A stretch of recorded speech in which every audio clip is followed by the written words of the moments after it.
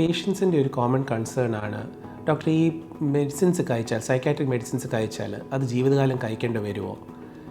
നമ്മൾ കാണുന്നത് മെഡിസിൻ്റെ ഇപ്പോൾ ഒരു അസുഖം വന്നു അതിൻ്റെ ട്രീറ്റ്മെൻറ്റ് എടുത്താൽ അതിൻ്റെ ഫസ്റ്റ് ഇനിഷ്യൽ മാറ്റം വരാൻ തന്നെ ഓൾമോസ്റ്റ് ഒരു 1 month എടുക്കും മിനിമം. ബുക്ക് പറയുന്ന ഒരു 4 to 6 weeks ആണ്. നമ്മളൊരു യൂഷ്വലി ഒരു 2 to 4 weeksനുള്ളിൽ ചെറിയൊരു മാറ്റം കാണാറുണ്ട്.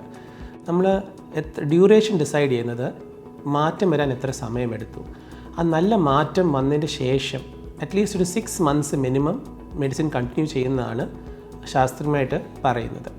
അത് ചിലപ്പം പുറത്ത് രാജ്യങ്ങൾക്കൊക്കെ അവർ 2 years ഒക്കെ പറയാറുണ്ട്. നമ്മളൊരു വിതിൻ 6 months ഒന്ന് സ്റ്റോപ്പ് ചെയ്യാനൊന്ന് നോക്കും. ടേപ്പർ ചെയ്തിട്ടൊരു 9 months ഒക്കെ ആകുമ്പോഴത്തേക്കൊന്ന് നിർത്തി നോക്കും.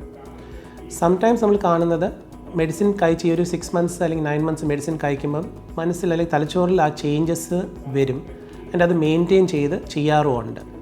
പക്ഷേ ചില സിറ്റുവേഷൻസ് ഉണ്ട്, മേ ബി ഒരു 20-30% പേർ ആ മരുന്ന് സപ്പോർട്ടുള്ള സമയത്ത് എല്ലാം ഓക്കെ ആയിട്ട് പോകുന്നു. പക്ഷേ ആ മെഡിസിൻ നിർത്തുമ്പം പിന്നെ പയ്യെ മാറ്റങ്ങൾ പിന്നെയും വരുന്നു.